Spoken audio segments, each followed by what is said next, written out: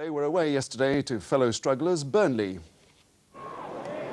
Nothing less than a victory would be enough for either side, and it was Burnley who went close early on, Hammond reacting well to Davies' shot. Horlock produced Swindon's first goal attempt, Beresford diving to his left to save from fully 30 yards. With Burnley having the majority of the possession, they must have been disappointed that this goal chance was squandered. Mullin's clever back heel, but Craig Armstrong fires over. Swindon got the break they needed 2 minutes before half-time. Fjortoft played the ball out to Robinson, and the cross is put over the line by Peter Thorne, his first league goal and scored on his debut following his recent transfer from Blackburn Rovers. Typically skillful play from Fjortoft presented Gooden with a chance, but he failed to find the target. Well, Swindon were without the injured Culverhouse in the second half, and a moment of defensive panic came when, in a goalmouth scramble, Liam Robinson's drive thudded against an upright. Murray eventually hacks the ball clear. Goal number 2 for Swindon came on 72 minutes. After a Burnley attack is broken down, it's Nijholt's pass finding Fjortoft, and he sets off on a run down the right.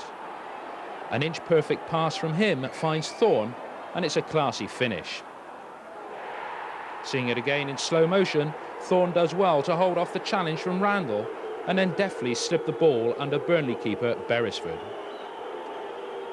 Burnley pulled a goal back 5 minutes from time.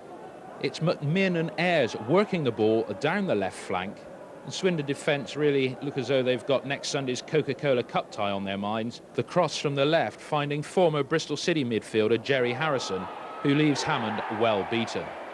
A good 3 points for Swindon. The final score, Burnley 1, Swindon 2.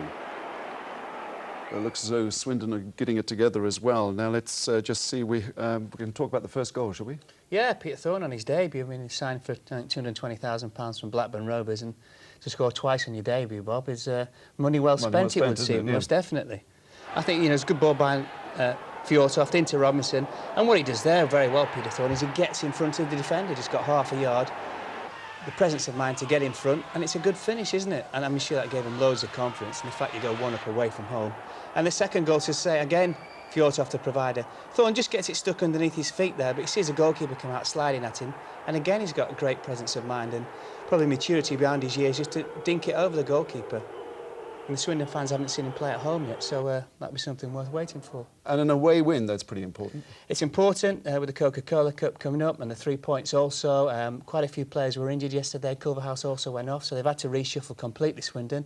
And it's 3 points, and 3 points they badly need. Fjortoft, again, we saw that deft little touch from him, didn't we? Yeah, it's a great touch, isn't he? I think the nice thing as well yesterday was he was a provider. Normally he's a man who's putting the finishing touch to everything, but he's providing, so it looks like they might have a nice little partnership together, those two. And we heard the commentator talking about the Coca-Cola Cup coming up. Does that still play on their nerves, do you think? The manager will say that the players shouldn't think about it, but they do, Bob. It's quite natural because they're only 2 games away from Wembley, which is everybody's dream. So they do think about it, yes, and you probably what you're more worried about is getting injured more than anything. But, you know, they've gone out yesterday and they've won the game, so that's great for them.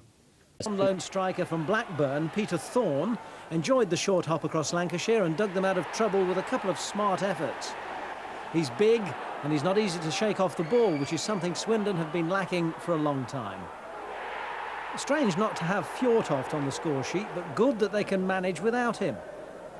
Burnley's reply came too late to worry Swindon, and they're now in the mood for Wembley. Who knows?